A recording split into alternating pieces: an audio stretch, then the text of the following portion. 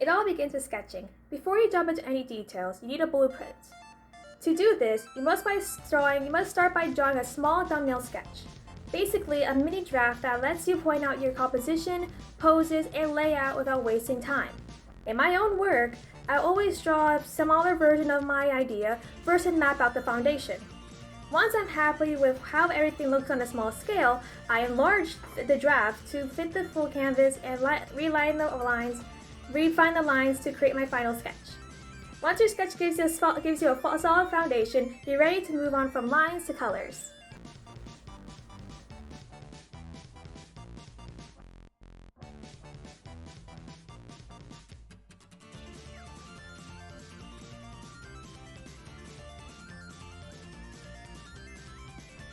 In digital art, you open a brand new layer underneath your sketch lines. Here you fill in your base local colors, and then you block out simple shapes of darker tones where you know your heavy shadows will fall. When I do this, it keeps me from getting overwhelmed. Setting up these flat colors and basic shadow blocks early gives me a clear guide that makes the rest of the painting process so much smoother. With your base colors and shadow zones blocked in, it's time to bring your art to life.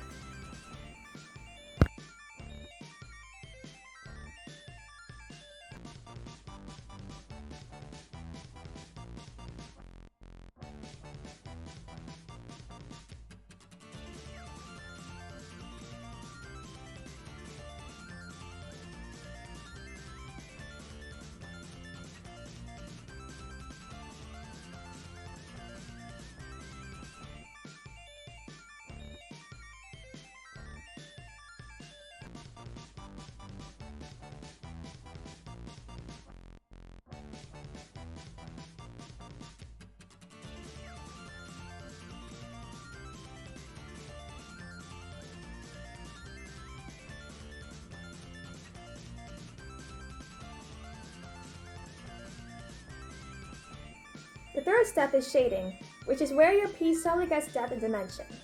Using the dark blocks you establish in step 2, you start applying a wider range of values, going lighter for your highlights where the light hits, and going darker for deep shadows. Whenever I'm building up values and get stuck trying to figure out how light should wrap around a tricky shape, I like to look at reference photos on Pinterest. Art references are an artist's best friend to ensure lighting looks realistic.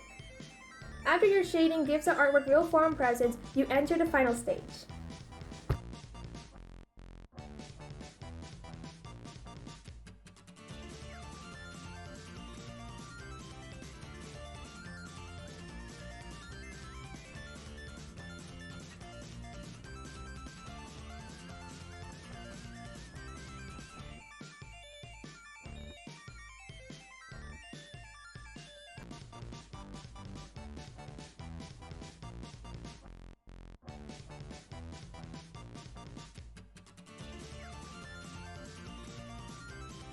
Finally, revising.